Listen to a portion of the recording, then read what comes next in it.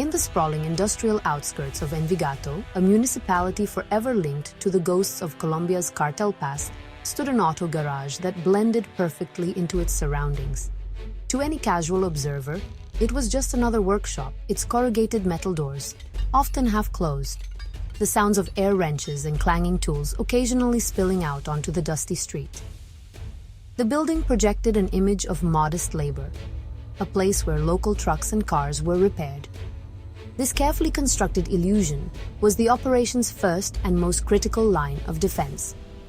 The garage was a mask, hiding a secret so vast and dangerous that its discovery would send shockwaves through international law enforcement agencies. It was a place designed not to fix engines, but to fuel a billion-dollar narco-trafficking pipeline. The choice of Envigado was both symbolic and strategic. As the historical cradle of the infamous Oficina de Envigado, the area possessed a deeply ingrained infrastructure of silence and complicity, born from decades of criminal dominance. The operators of this new venture, the powerful Clan del Golfo, understood this environment intimately. They knew that a certain level of industrial activity would go unnoticed and unscrutinized in a district accustomed to the hum of machinery.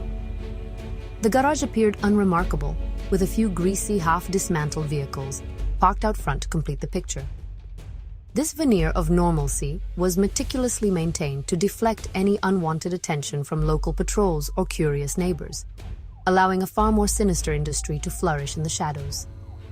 Behind the mundane exterior, an entirely different world existed. The garage was a gateway, a sophisticated front for one of the largest methamphetamine superlabs ever discovered in the Western Hemisphere.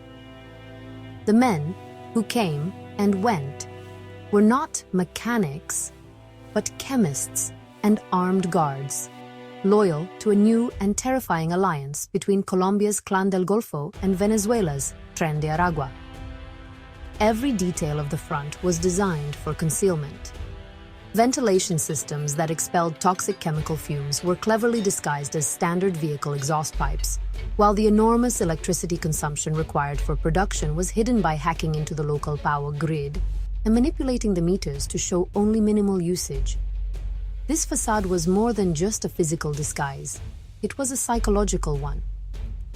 It preyed on the assumption that the era of colossal, Escobar-style production facilities was over, replaced by smaller, more decentralized operations. The sheer audacity of building such a massive factory in a well-known criminal hub was a gamble, a bet that its very boldness would make it invisible. For many months, that bet paid off handsomely. The garage operated around the clock, churning out a stream of poison destined for international markets, all while hiding in plain sight. It was a testament to the evolving sophistication and brazen confidence of modern transnational criminal organizations who had learned to weaponize the mundane. The beginning of the end for the Envigado Superlab was not a dramatic shootout or a lucky break, but the patient and meticulous work of digital detectives. For 3 months, from July to October 2025, a joint task force of FBI analysts and Colombian National Police intelligence officers quietly built a case from thousands of miles away. They started by tracking faint electronic whispers, intercepted satellite phone calls, heavily encrypted but showing patterns of communication between known Clan del Golfo figures and contacts in Venezuela, provided the first thread. These calls were infrequent and disciplined, but they established a connection that investigators had long suspected was growing stronger. A formal partnership between two of the region's most dangerous criminal syndicates. Following the communications led investigators to the financial arteries of the operation. The FBI's Financial Crimes Unit began flagging a series of suspicious, high-volume money transfers moving through a complex web of shell corporations. These were not simple transactions. They were layered through banks in Panama, Curaçao, and as far away as Hong Kong, designed to be untraceable. However, By using advanced algorithms to analyze the flow of capital, agents identified a cluster of 7 newly formed companies that, on paper, dealt in everything from textiles to agricultural equipment. In reality, they were nothing more than financial ghosts created for the sole purpose of laundering the immense profits generated by the drug enterprise. The digital surveillance soon connected to the physical world. Intelligence analysts correlated the timing of the money transfers with the movement of specific assets on the ground in Colombia. They began monitoring a fleet of ghost trucks, unmarked white box trucks that appeared to have no official registration or ownership. Using satellite imagery and GPS data obtained through classified means, the task force tracked these trucks as they moved on a recurring nocturnal schedule. The vehicles consistently traveled from the industrial zone in Envigado to a remote, isolated landing on the Gulf of Urabá, a notorious departure point for narcotics heading into the Caribbean. This provided the crucial geographic link between the financial network and the physical production site. The final pieces of the puzzle clicked into place when the combined intelligence painted a clear, undeniable picture. The satellite calls, the laundered money, and the ghost trucks all converged on one specific location: the unassuming auto garage. Investigators now knew they weren't looking at a minor storage depot or a simple transit point. The sheer scale of the financial activity and the logistics involved suggested something far larger. The digital dragnet had successfully pinpointed the heart of the operation. With concrete evidence in hand, the task force transitioned from surveillance to planning, preparing to strike at the billion-dollar factory they had so carefully unmasked. Breaching the garage's exterior would reveal an operation of staggering industrial scale, a facility that resembled a state-of-the-art pharmaceutical plant more than a clandestine drug lab.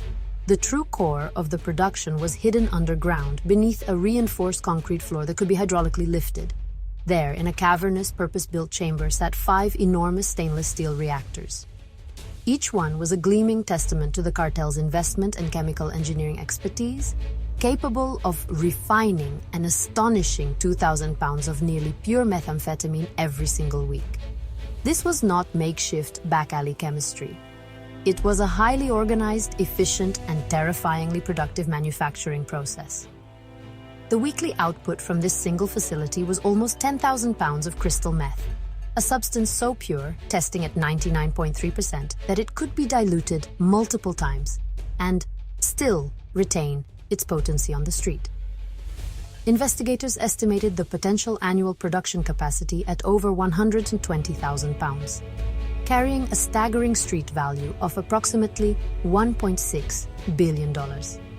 This single lab had the potential to flood markets across North America and Europe, generating profits that could fund the syndicate's other illicit activities, from arms trafficking to human smuggling for years to come. The scale was breathtaking, representing a strategic shift by the cartels to dominate the lucrative synthetic drug market. Every aspect of the facility was engineered for maximum output and secrecy. The underground chamber was a maze of pipes, pumps, and distillation columns, all connected to a central control system. To manage the immense heat and toxic fumes generated by the chemical reactions, a sophisticated ventilation network had been installed.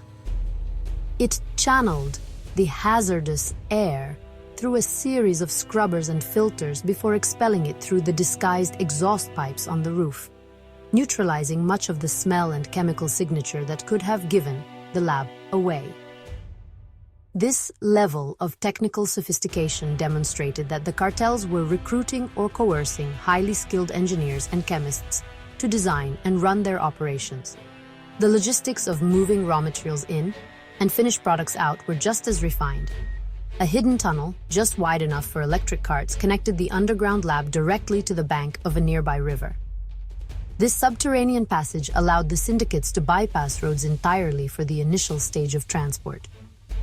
Under the cover of darkness, thousands of pounds of crystal meth could be moved silently to small boats waiting on the river, which would then ferry the cargo downstream toward larger staging areas. This secret exit was a critical component of the operation, ensuring the ghost trucks were only used for the final leg of the overland journey, minimizing their exposure on public highways. The order to execute the raid, codenamed Operation Midnight Breach, was given for the early hours of October 11, 2025. The timing was critical, chosen to ensure maximum surprise and to catch the lab during its nocturnal production cycle. At 1:30 a.m., under the cloak of a moonless sky, a strike force of 52 elite operators moved into position. This was a joint assault team comprised of the FBI's legendary hostage rescue team, the Colombian Police's vaunted Special Operations Group, and a small contingent of U.S. Navy SEALs acting as tactical observers. Each member knew the risks. They were not just raiding a lab, but attacking a heavily fortified cartel fortress. The initial breach was executed with explosive precision. At exactly 1:31 a.m., a shaped charge was placed on the main steel roll-up door of the garage. The resulting blast sent the door ripping from its hinges, creating a violent, chaotic entry point for the assaulters. As the first wave of agents poured into the garage, they were met with a furious storm of automatic weapon fire. The cartel was prepared. A security detail of 15 heavily armed gunmen, equipped with Russian-made AK-103 rifles and Israeli Uzis, had established defensive positions behind engine blocks and stacked tires, immediately engaging the incoming law enforcement team in a desperate close-quarters battle. The interior of the garage became a maelstrom of noise, smoke, and flying bullets. The firefight was intense and merciless, lasting for a harrowing 7 minutes.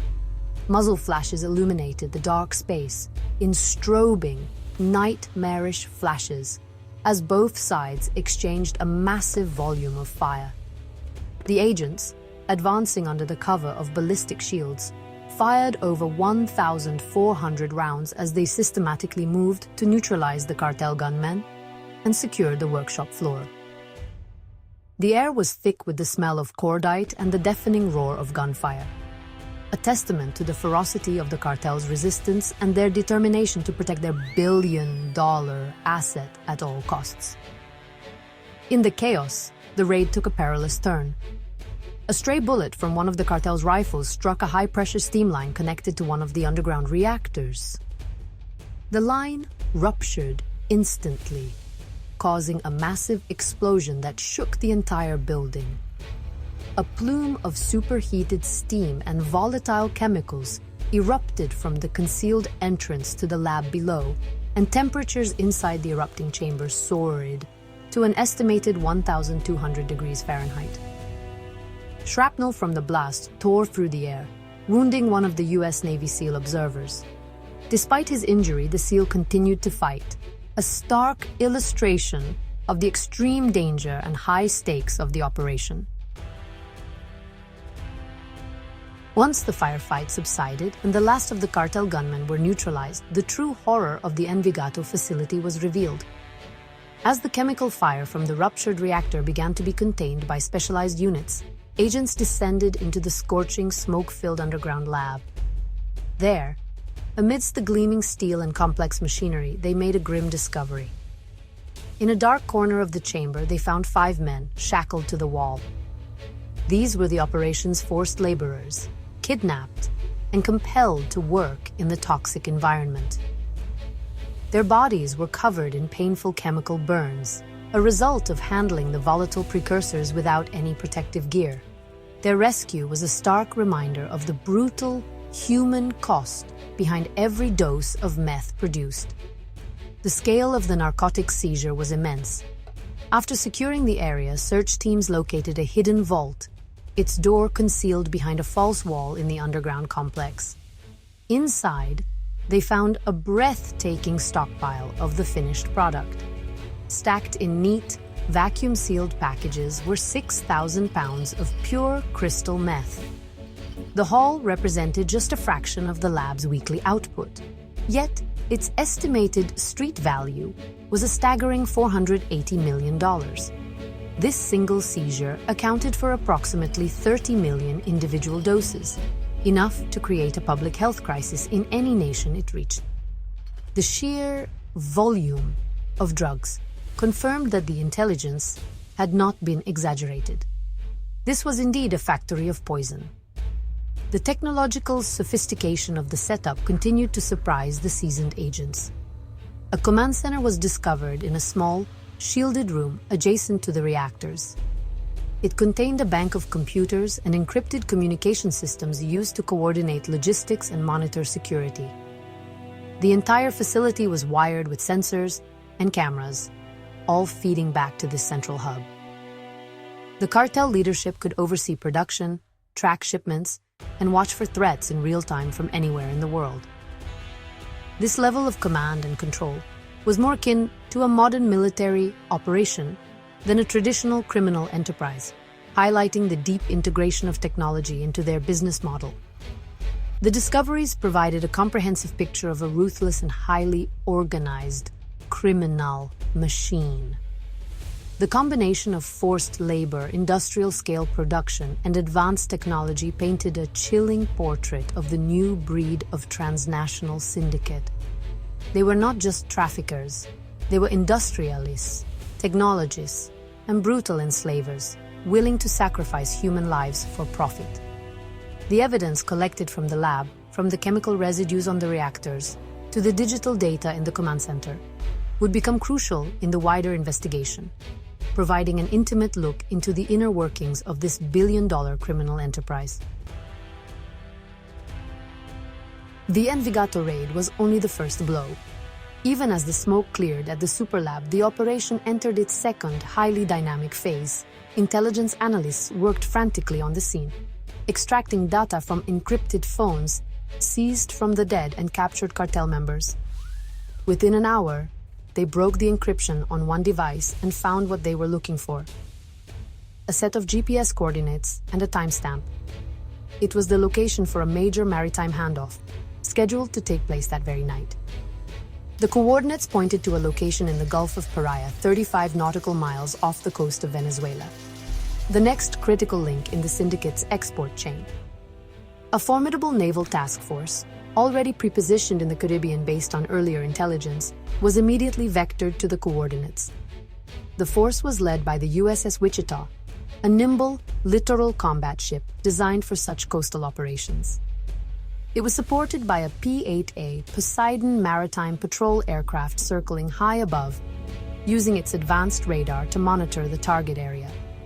An MH-60R Seahawk helicopter, armed and ready, launched from the Wichita's deck, alongside two heavily armed, rigid-hulled, inflatable boat teams. They were moving to intercept a freighter identified as the San Miguel, which was carrying the next shipment from the Envigado pipeline. At 3:19 a.m., the Seahawk helicopter swooped in, its sensors confirming the scene below. The San Miguel was not alone.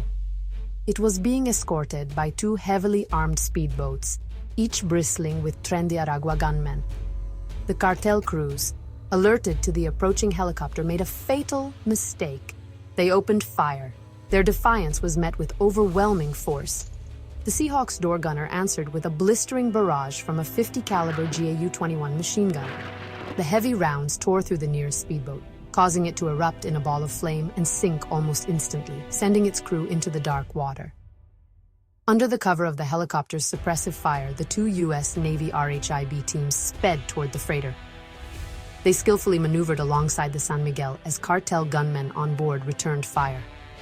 The naval boarding team stormed the ship in a textbook display of maritime interdiction, engaging the remaining security detail in a brief but intense 8-minute firefight. By 3:47 a.m., the engagement was over. The ship was secured, and 17 cartel members, including handlers from Tren de Aragua, were arrested. The second phase of the operation had successfully severed the syndicate's main export artery, proving that the pipeline could be cut on land and at sea. The capture of the San Miguel was more than just a drug seizure. It was an intelligence goldmine. In the ship's hold, alongside the narcotics, sailors discovered several waterproof hard drives. These were the syndicate's ledgers, containing its most sensitive operational data. The drives were immediately flown to the FBI's regional field office in Miami, where cyber forensics experts began the painstaking process of decrypting the 2.4 terabytes of data. What they uncovered was the complete architectural blueprint of a new and formidable transnational criminal alliance, confirming the worst fears of international law enforcement agencies. The decrypted files laid bare a sprawling global financial network. Investigators identified 51 offshore bank accounts spread across Panama, Curaçao, and Hong Kong, all linked to the 7 shell corporations previously flagged during the initial surveillance. The transaction logs showed that over $93 million had been moved through these accounts in the preceding months. A river of cash used to purchase precursor chemicals, pay for logistics, bribe officials, and arm their security forces. The data provided a clear, irrefutable money trail that connected the street-level dealers to the highest echelons of the syndicate's leadership, opening the door for future sanctions and arrests. The intelligence also solidified the structure of the criminal partnership. The data confirmed that the Clan del Golfo and Tren de Aragua were not merely cooperating on an ad hoc basis. They were co-founders of a new, formally structured syndicate.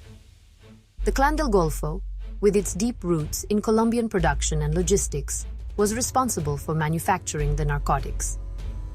Tren de Aragua, with its violent expansion across South America, handled security, transportation through Venezuela, and enforcement. This division of labor created a resilient and efficient supply chain, designed to withstand disruptions and control the entire narcotics life cycle from production to final distribution. Most chillingly, the documents revealed the syndicate's staggering ambition. Their business plan outlined a goal to supply 20,000 pounds of high-purity narcotics to the United States every quarter. This amounted to over 100 million individual doses, flooding American streets every 3 months, a quantity that would have had a catastrophic impact on communities nationwide. The plan was not an aspiration. It was an operational directive. The Envigado lab was just the first of several planned super labs. The raid and naval interception had not just disrupted one shipment, they had preemptively dismantled a plan to escalate the drug war to an entirely new level. The success of Operation Midnight Breach serves as a powerful and clear lesson for the 21st century organized crime has gone global, and the response must be equally borderless. The era when a single national police force could hope to dismantle a powerful drug cartel is long gone. Modern criminal syndicates, like the one formed by the Clan del Golfo and Tren de Aragua, operate as fluid, transnational networks. They leverage the sovereign borders that divide nations as shields, establishing production in one country, logistics in another, and financial centers on a different continent. To combat such an enemy, international cooperation is not just beneficial. It is absolutely essential for success. This operation was a masterclass in collaboration. It brought together the distinct capabilities of multiple agencies from 2 different nations.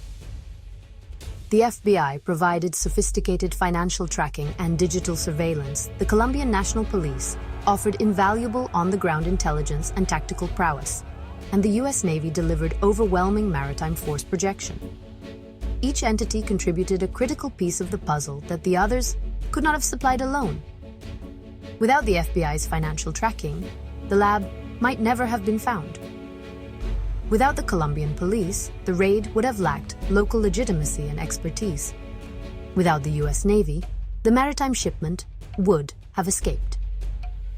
The fight against these powerful syndicates is fundamentally a battle of networks. The cartels have built resilient, decentralized networks of production, transport, and finance. The only effective way to defeat a network is with a stronger, more agile network. Operation Midnight Breach demonstrated the power of a law enforcement network built on trust, shared intelligence, and unified goals. Information flowed seamlessly from analysts in the United States to tactical commanders in Colombia and naval officers in the Caribbean. This ability to share real-time data and coordinate actions across agencies and oceans is the new blueprint for modern counter-narcotics strategy. Ultimately, the takedown of the Envigado Superlab and the San Miguel freighter is more than a story of a single victory. It is a powerful affirmation that when nations stand together, they can confront and dismantle even the most sophisticated criminal enterprises. The challenges posed by transnational organized crime will only continue to grow in complexity. As these groups adopt new technologies and form new alliances, the international community must deepen its own partnerships. Only through sustained, collaborative, and multifaceted efforts can we hope to protect our societies from the poison that these billion-dollar syndicates seek to spread.